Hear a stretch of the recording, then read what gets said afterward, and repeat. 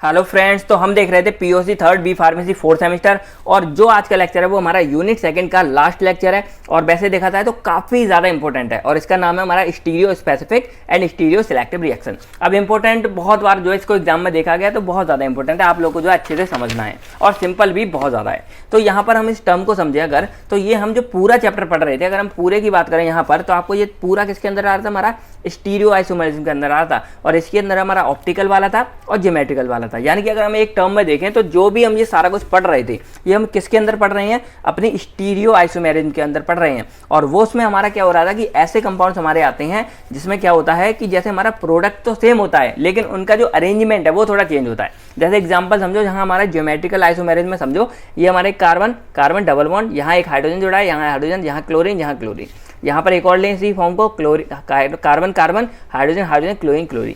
अब अगर हम यहाँ देखें तो ये हमारे जो है देखो अल्टरनेटली जुड़े हैं, यानी कि Cl हमारे अल्टरनेटली एक दूसरे के क्रॉस में जुड़े हैं, तो ये हमारी फॉर्म कहलाती है ट्रांस वाली। और ये हमारे जब पैरेलल में जुड़े होते हैं तो ये हमारी फॉर्म कहलाती है सिस वाली। तो वैसे देखा जाए तो भाई चीज़ हमारी दोनों की दोनों सेम ही है, यहाँ पर आपको दिख रही होगी दोनों की दोनों हमारी क्या है, सेम है। नाम देखा जाए तो जो भी हमारा सेम है कि 1,2 डाइक्लोरोइथीन, ये भी हमारा क्या है 1,2 डाइक्लोरोइथीन, बस ये हमारा हो जाएगा ट्रांस वाला क्योंकि यहाँ पर है तो इसका नाम हो जाएगा ट्रांस 1,2 डाइक्लोरोइथीन और ये हमारा हो जाएगा सिस 1,2 डाइक्लोरोइथीन। तो इस तरह ये हमारे सिंपल फॉन्डे होते हैं और ये हमारे स्टीरियो आइसोमेरिज्म में कहलाते हैं। अब हम यहाँ पर अपने जो है टर्म समझते हैं। पहला हमारा यहाँ पर है स्टीरियो स्पेसिफिक रिएक्शन और दूसरा हमारा है स्टीरियो सिलेक्टिव। तो पहले अगर हम इस टर्म को देखें तो यहाँ स्टीरियो से हमारा हो गया स्टीरियो आइसोमेरिज्म, जो हमारे मतलब चैप्टर है मेन जो पूरा चैप्टर है। और यहाँ रिएक्शन मतलब वही हमारी सिंपल रिएक्शन जो मैंने बताया कि जैसे मान लो कोई भी कंपाउंड फलाना ले लें, जैसे मान लो ए है, ए के साथ हमारी रिएक्शन हुई या हम बोल सकते हैं ए प्लस बी ने रिएक्शन बनाई, यहाँ कोई दूसरी रिएक्शन हमारी फॉर्म होगी, तो ये सिंपल रिएक्शन है। और स्पेसिफिक मतलब क्या होता है, अगर हम इस चीज़ को समझें तो आपने एक टर्म सुना होगा कि भाई ये कोई पर्टिकुलर चीज के लिए या स्पेसिफिक है, यानी कि हम स्पेसिफिक मतलब से समझें तो कोई एक पर्टिकुलर चीज, यानी कि उसमें कोई भेदभाव ग्रुप नहीं। जैसे हम एग्जांपल समझते हैं, लेट करो मैं यहाँ पे बोलूँ कि ये हमारे क्या है थर्ड सेमेस्टर, यानी कि हम लोग जैसे मान लो फोर्थ सेमेस्टर पढ़ा है तो फोर्थ सेमेस्टर के जितने भी स्टूडेंट्स हैं उन सबके यहाँ पे आ जाएंगे, तो ये हमारा क्या है एक स्पेसिफिक टाइप के हो गए, यानी कि स्पेसिफिक टाइप क्या है सिर्फ फोर्थ सेमेस्टर वाले हैं। मैं यहाँ पे एक और ग्रुप बनाऊँ, ये मैं कह दूँ सिर्फ थर्ड सेमेस्टर का, तो मैं कह दूंगा ये जो जितने ग्रुप हैं ये हमारे क्या है स्पेसिफिक टाइप, यानी कि सिर्फ थर्ड सेमेस्टर वाले इसमें सारे हैं।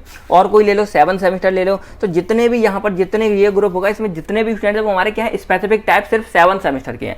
तो ये हमारी चीज कहलाती है यहाँ पे स्पेसिफिक मतलब, यानी कि यहाँ पर कोई भी चीज होगी वो एक स्पेसिफिक होगी, उसमें कोई ऐसा भेदभाव नहीं है। ऐसा आप ग्रुप ऐसा मत समझो कि मान लो ये ग्रुप है इसमें कुछ हमारे थर्ड सेमेस्टर के स्टूडेंट है, कुछ फोर्थ के हैं, कुछ सेवंथ के हैं, ऐसा नहीं है। या तो थर्ड के होंगे सारे के सारे, या फोर्थ के होंगे सारे, या फिर सेवंथ के होंगे। तो ये हमारा तरीका कहलाता है स्पेसिफिक वाला, ठीक है। अब यहाँ पर अगर हम रिएक्शन पकड़ें तो इस रिएक्शन में क्या हो रहा है कि जब भी हम इसमें कोई भी रिएक्शन करा रहे हैं, लेट करो हमने यहाँ पर कोई रिएक्शन कराई, मान लो ए की हमने रिएक्शन कराई, तो जो ए हमारा होगा वो हमारा रिएक्टेंट होता है, हमको पता है। तो जब हम इसकी रिएक्शन कराते हैं तो जो हमारा प्रोडक्ट फॉर्म होगा वो कोई स्पेसिफिक तरीके का होगा, कोई मिक्सचर मतलब कोई ऐसी फॉर्म नहीं होगा जो अलग अलग तरीके, कोई एक ही चीज का हमारे यहाँ पे जो है प्रोडक्ट फॉर्म होगा, ठीक है। तो ये हमारी कहलाती है स्टीरियो स्पेसिफिक। जैसे एग्जांपल अगर मैं यहाँ पे आपको दिखाऊं तो जैसे मान लो कि ये हमारा और सिंपल लेते हैं, जैसे मान लो ये हमारा कोई कंपाउंड है ट्रांस 2 ब्यूटीन, ठीक है। तो यहाँ पर हमने इसकी ब्रोमिनेशन कराई, ये हमारा 2 ब्यूटीन है और फॉर्म में देखें तो ये हमारा अल्टरनेटली है, तो हमारा ट्रांस फॉर्म में है। तो जब हमने इसकी रिएक्शन कराई, ब्रोमिनेशन कराई, तब क्या होगा कि इसका जो हमारा कंपाउंड फॉर्म होता है वो हमारा मीजो कंपाउंड फॉर्म होता है।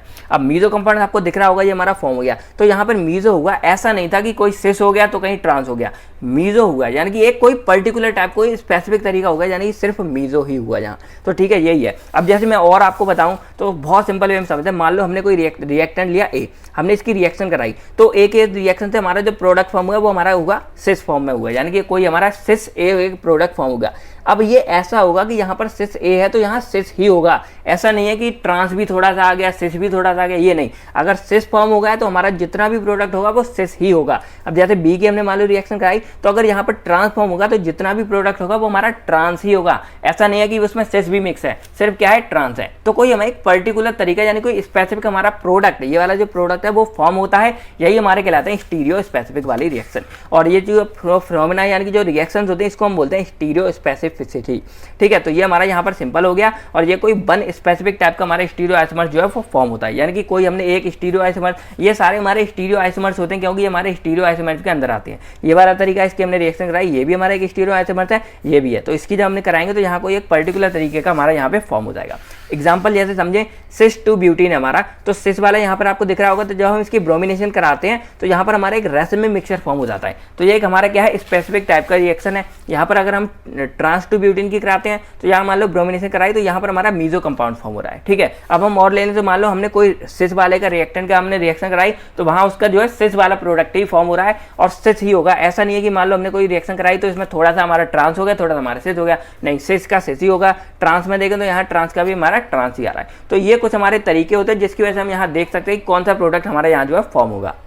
अब एक बात इसमें और थी, जैसे मान लो ये वाला हमारा एक प्रोडक्ट है सिस है और ये हमारा ट्रांस है, तो हमने इसकी रिएक्शन कराई तो यहाँ पे आपको दिख रहा होगा ये हमारे सेम ग्रुप है, ए वाले हमारे ऊपर जुड़े हैं और बी वाले ऊपर जुड़े हैं, तो ये हमारा क्या है सिस फॉर्म हो गया, सेम है। तो मान लो कि हमने इसकी रिएक्शन कराई तो जो हमारा प्रोडक्ट फॉर्म होगा वो हमारा डिफरेंट हो सकता है। डिफरेंट मतलब ऐसे, जैसे मैं यहाँ पर आपको दिखाऊं तो हमारा रिएक्शन क्या है, कार्बन डबल बॉन्ड कार्बन है, इधर हमारा बी जुड़ा है और इधर हमारा बी जुड़ा है, ये मान लो। तो यहाँ पर जो ऊपर प्रोडक्ट होगा वो हमारा डिफरेंट हो सकता है। मान लो एक ही जगह कोई नया प्रोडक्ट आ गया, सी जुड़ गया, यहाँ पर एक और कोई नया प्रोडक्ट आ सी जुड़ गया, तो हमारा प्रोडक्ट चेंज हो गया, यानी कि हमारा कंपाउंड एक तरह से चेंज हो गया, लेकिन जो इसकी फॉर्म है यानी कि वो हमारा क्या है सिस का सिस ही है। और जितना भी हमारा फॉर्म होगा वो टोटल हमारा क्या होगा सिस होगा। ऐसा नहीं कि थोड़ा सा ट्रांस थोड़ा सा सिस का सिस होगा। ठीक है, ऐसा ही सेम ट्रांस में भी हो सकता है कि हमारे ये कंपाउंड चेंज हो सकता है। कोई रिएक्शन से पता चले किसी की हमने कोई रिडक्शन करा दिया तो वो वही अल्कोहल से हमारा एल्डिहाइड बन गया या कुछ और प्रोडक्ट बन गया, या हमने किसी की रिडक्शन कराई ऑक्सीजन, तो वो कंपाउंड चेंज हो सकता है, लेकिन जो उसका फॉर्म है यानी कि जो जितना भी हमारा प्रोडक्ट फॉर्म होगा वो हमारा एक स्पेसिफिक टाइप का ही होगा।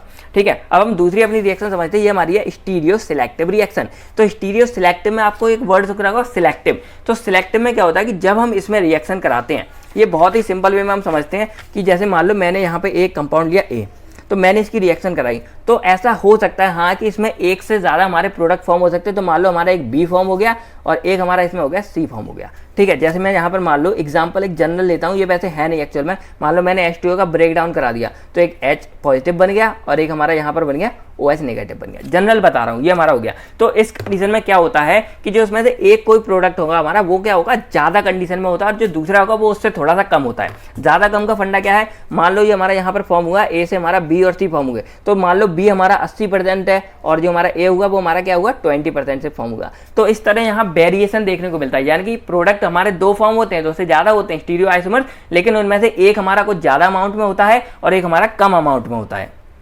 तो ये चीज हमारी जो होती है ये हमारी स्टीरियो सिलेक्टिव में कहलाती है कि यहाँ पर क्या है कि यार रिएक्शन इन विच 2 और मोर स्टीरियो आइसोमर्स फॉर्म पॉसिबली हो सकते हैं फॉर्म, लेकिन उसमें से जो एक होगा वो हमारा दूसरे से क्या होगा ज्यादा होगा। एग्जांपल मान लो ए है यहाँ पर, तो ए से हमारा बी और सी बना, तो बी हमारा 85% बना और सी हमारा क्या बना है सिर्फ 15% बना है। तो ये चीज हमें यहाँ वेरिएशन देखने को मिलती है। जैसे एग्जाम्पल के लिए एक कंपाउंड है हमारा और इसकी जब रिएक्शन हुई तो यहाँ पर हमारा ये फॉर्म हुआ, एक हमारा ये फॉर्म हुआ, ये अबव द प्लेन है दोनों, ये हमारा क्या है एक ये बिलो द प्लेन है यहाँ पर और एक हमारा अबव द प्लेन है। तो ये हमारा 25% फॉर्म हुआ, ये हमारा 75% फॉर्म हुआ है। तो ये चीज हमारी स्टीरियो सिलेक्टिव में आती है। अब आप लोगों के लिए क्वेश्चन है कि इसका नाम क्या है और इनका नाम क्या है, कौन से कंपाउंड है, मतलब ये सारा कुछ इसके बारे में आपको जो कमेंट में लिख के बताना है कि ये प्रोडक्ट का हमारा नाम क्या है, नोमेनक्लेचर बताना है। ठीक है, बाकी ये क्या रिएक्शन हो ये चीज तो देखते हैं कितने लोग यहाँ पे आंसर देते हैं। और एक बार आपको मैं ये बताता हूँ कि आंसर आप लिखा कीजिए, अगर आपको पता हो तो या आप जरूर देखा कीजिए, क्योंकि एक बार अगर आप कोई चीज लिख देते हैं ना तो वो चीज आपको बहुत ज्यादा टाइम तक जो है याद रहती है, आपके दिमाग में घुसी रहती है। तो ये चीज आपको टर्म यहाँ पर समझना है।